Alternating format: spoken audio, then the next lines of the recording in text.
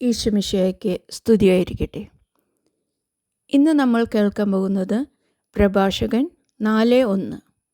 മകനെ, പാവപ്പെട്ടവൻ്റെ ഉപജീവനം തടയരുത്, ആവശ്യക്കാരനെ കാത്തിരുത്തി വിഷമിപ്പിക്കരുത്. കർത്താവിൻ്റെ വലിയൊരു ആവശ്യമാണിത്.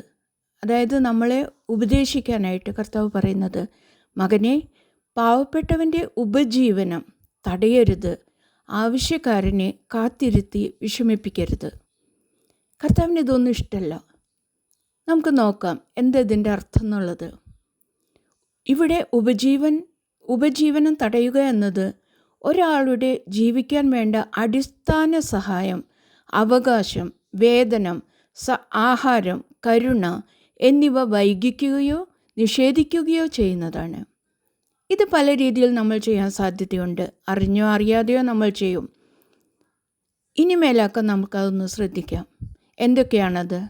ഒരു തൊഴിലാളിക്ക് ശമ്പളം വൈകിക്കുക, സഹായം ചോദിക്കുന്നവനെ അവഗണിക്കുക, കടം തിരികെ കൊടുക്കാതെ ബുദ്ധിമുട്ടിപ്പിക്കുക, സ്വന്തം കഴിവുണ്ടായിട്ടും ആവശ്യക്കാരനെ സഹായിക്കാതിരിക്കുക, മറ്റൊരാളുടെ അവസരം അസൂയ കൊണ്ട് തടയുക, ദരിദ്രനെ അപമാനിച്ച് നിരാശപ്പെടുത്തുക.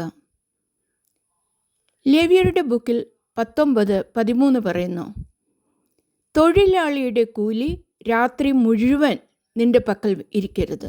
അത് സമയത്തിന് തന്നെ കൊടുക്കണം. അത് നമ്മൾ രാത്രി മുഴുവൻ വയ്ക്കാൻ പാടില്ല. അത് കർത്താവിൻ്റെ വലിയൊരു ഓർഡറാണത്. തൊഴിലാളിയുടെ കൂലി രാത്രി മുഴുവൻ നിൻ്റെ പക്കൽ ഇരിക്കരുത്.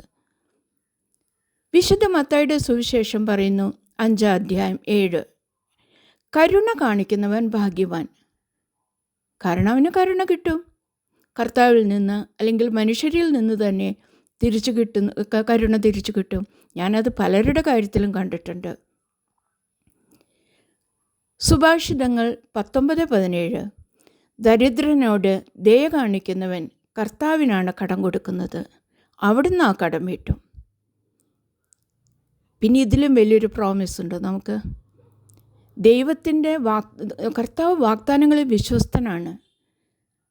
അപ്പോൾ നമ്മൾ ഇത് തീർച്ചയായിട്ടും കേൾക്കണം. ദരിദ്രനോട് ദയ കാണിക്കുന്നവൻ, അത് ഫിസിക്കലായിട്ടായാലും ശരി, പൈസ കൊണ്ടായാലും ശരി, സമയം കൊണ്ടായാലും ശരി, ഏത് തരത്തിലാണെങ്കിലും നമ്മൾ അവരോട് ദയ കാണിച്ചു കഴിഞ്ഞാൽ അവിടുന്ന് ആ കടം വീട്ടും. കർത്താവിനാണ് ആ കടം കൊടുക്കുന്നത്, കർത്താവ് ആ കടം വീട്ടും. നമുക്കും പലപ്പോഴും ആവശ്യങ്ങൾ വരും. മറ്റുള്ളവർ നമ്മളെ സഹായിക്കുമ്പോൾ നമുക്കതൊരു ആശ്വാസമാണ്, അല്ലേ?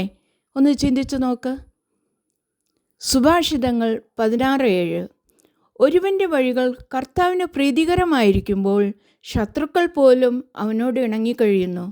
അതായത് ഒരുവൻ്റെ വഴികൾ കർത്താവിന് പ്രീതികരമായിരിക്കുമ്പോൾ ശത്രുക്കൾ പോലും അവന് ആവശ്യമുള്ള കാര്യങ്ങൾ ചെയ്തു കൊടുക്കാനായിട്ട് യാതൊരു മടിയും കാണിക്കില്ല. കാരണം കർത്താവിൻ്റെ മുമ്പിൽ ആകെ കൂടിയുള്ളത് നന്മ മാത്രമേ ഉള്ളൂ. നമ്മൾ നന്മ ചെയ്തു കഴിഞ്ഞാൽ മറ്റുള്ളവർ നമുക്ക് നന്മ ചെയ്യും, അത് ശത്രുക്കളാണെങ്കിൽ പോലും. സുഭാഷിതങ്ങൾ 16:6 പറയുന്നു, ആത്മാർത്ഥതയും വിശ്വസ്തതയുമാണ് അധർമ്മത്തിന് പരിഹാരം, ദൈവഭയം തിന്മയിൽ നിന്ന് അകറ്റി നിർത്തുന്നു. കർത്താവിന് വേദന തോന്നിക്കുന്ന ഒരു കാര്യവും നമ്മൾ ചെയ്യാനായിട്ട് ഇടവരരുത്. ആ ഒരു ഭയം, കർത്താവിന് വേദനിക്കുമോ, കർത്താവിൻ്റെ സ്നേഹം മാറിപ്പോകുമോ എന്നുള്ള ആ ഭയം നമ്മളെ തിന്മ ചെയ്യാനായിട്ട് ഒരിക്കലും സമ്മതിക്കില്ല. യൂദിത്ത് 9:11, അവിടുത്തെ ശക്തി സംഖ്യയെയോ അവിടുത്തെ പ്രതാപം ശക്തന്മാരെയോ ആശ്രയിക്കുന്നില്ല. അവിടുന്ന് എളിയവരുടെ ദൈവവും മർദ്ദിതരുടെ സഹായകനുമാണ്. അവരെ താങ്ങുന്നവനും നിരാധാരരെ പരിപാലിക്കുന്നവനും ആശയറ്റവരെ രക്ഷിക്കുന്നവനുമാണ്. കർത്താവ് പറയുകയാണ്, യെശയ്യാ 55:3, എൻ്റെ അടുക്കൽ വന്ന് എൻ്റെ വാക്ക് കേൾക്കുവിൻ, നിങ്ങൾ ജീവിക്കും. എത്ര സ്നേഹത്തോടു കൂടിയാണ് കർത്താവ് പറയുന്നത്. യെശയ്യാ 55:3, എൻ്റെ അടുക്കൽ വന്ന് എൻ്റെ വാക്ക് കേൾക്കുവിൻ, നിങ്ങൾ ജീവിക്കും. നമുക്ക് ജീവിക്കാനായിട്ട് ചെറുപ്പക്കാലാണെങ്കിൽ അപ്പനും അമ്മയൊക്കെ നമ്മളെ സഹായിക്കും.